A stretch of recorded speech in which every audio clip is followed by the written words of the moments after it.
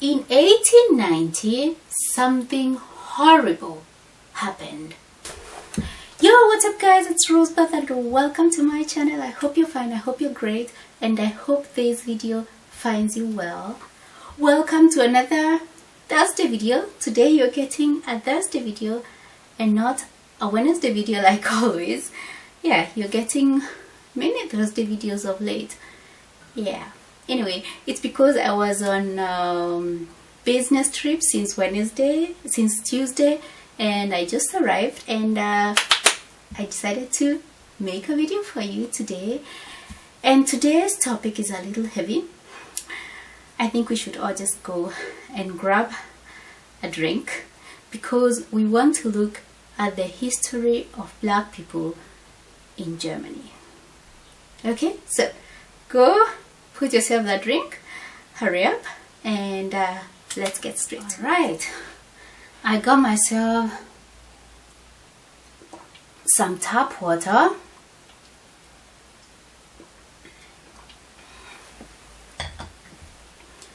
I hope you got yourself a drink too, and let's get started.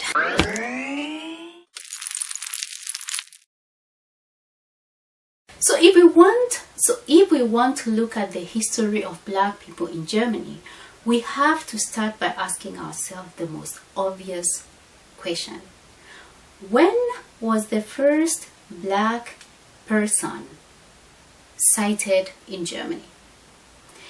This dates back to 1884, 1885, during the German Kaiserreich, the Deutsche Kaiserreich, and this was during the period called the Wettlauf Afrika, the beginning of the colonial times. And the Wettlauf Afrika, the colonial times, started when the European countries were in search of raw materials. They were searching for economic revival, for economic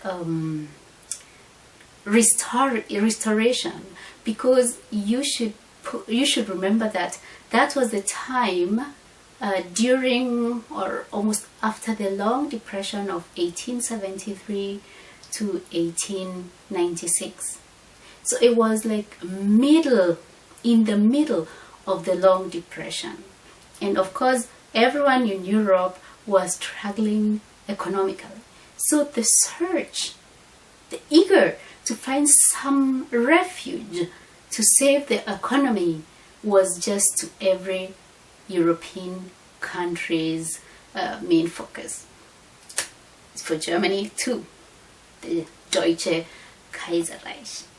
So when we look at history books, we can see Wander menageries of black people who were put in some German Volkerschau events, so that Germans walking around can look at them and just wonder, what are these people, or are they not people?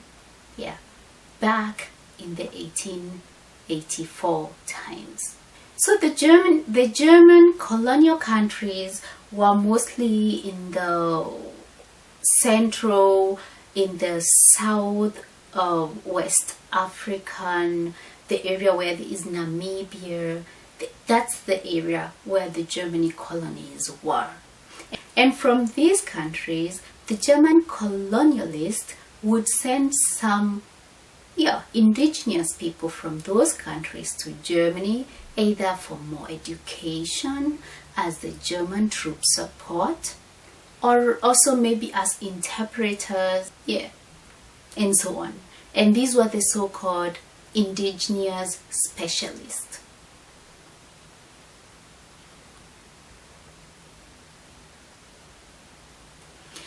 These German troops, these German specialists, especially the ones sent to join the German troops, were called the Askaris, which is a very funny thing because up to date, policemen in Swahili are called Askaris.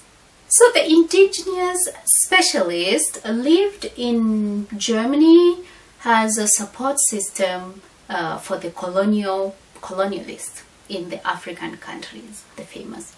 And that's exactly the time where there was the famous Berlin Congo conference. So during that time, there also arose, or there emerged, the beginning of the African quarters, which you can also go and visit in Berlin. It is the Afrikanische Viertel. And there were also streets and squares in Berlin which were named after these African countries. And so you can see that the presence of these African people in the time was something which was just incorporated into the system. Nevertheless, there still remained a high pressure on interracial couples, or there was anti-miscegnation. In 1907, there was the extermination of the Nama people, and this was initiated by the director of the colonial affairs back in the days, Mr. Denberg. And he said, and I quote, "Some natives, just like animals, must be destroyed." And with the rise of the Weimar Republic and the World War I, Germany lost most of its colonial countries to Belgium, to the French, to the British.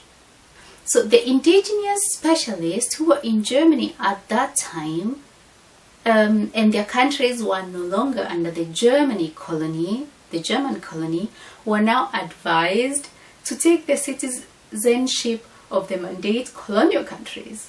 There were some bilingual periodicals which were published at that time. For example, the famous Elolombeya Cameroon, meaning the son of Cameroon. This was published both in German and Douala. During that time, there was something called the Paris-based human rights. And during that time, there was a German branch of the Paris-based human rights. And this was a group which was extra to defend the Negro race. In 1890, something horrible happened in Germany, the so-called the Black Horror of the Rhine.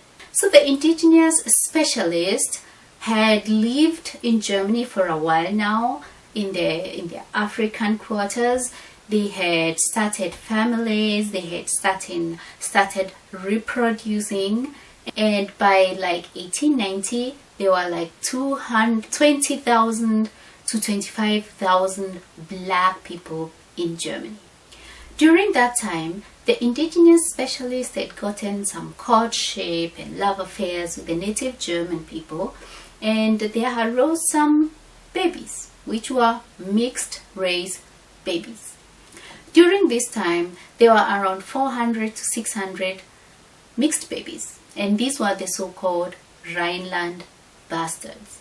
It was allegedly reported that the black soldiers, the troops, the askaris, had raped the German women, and hence the result of these Germans, and they were stamped the Rhineland bastards. With the rising of the Nazi Germany, all these afro-Germans who had already gotten the German IDs and the German citizenships, they lost their passports. Mind you, most were already born here. They knew nothing else but Germany as their home, and they all lost their passport. With the alleged allegations with the raping, there was also propaganda about criminal rise within the black community.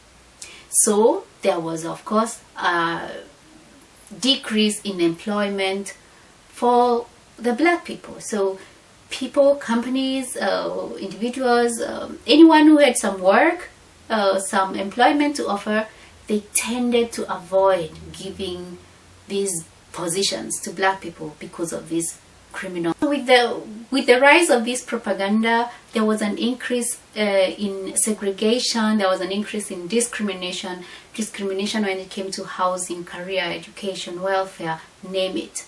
In 1937, the so-called Reinhardt's bastards, which were now coming into age, were ordered to be discreetly sterilized so that they could not bear children ever.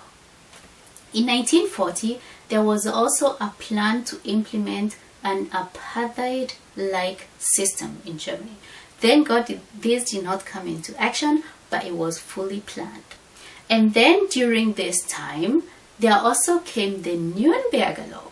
And in the Nuremberg Law, they forbid any sexual relationship between the whites and the blacks. So there it was as a law, on paper, written, black and white, no sexual relationship between black and white. In 1945, after the end of the World War II, there were many black allies occupying Germany, and these were mostly from many countries, especially from the French. The French had many black troops. At the end of the Cold World War, there were around 100,000 black people living in Germany. And bear in mind, during all this time, there was complete segregation, there was no interracial actions, there was nothing mixed. Like I said, it was already a law, no sexual contact between black and white, and it was till that. And in that time, though, there would come some Americans to West Germany, and they would take some black children with them to America because they felt this was not such a suitable place for black children to live. So they were like rescuing them from the Nazi Germany.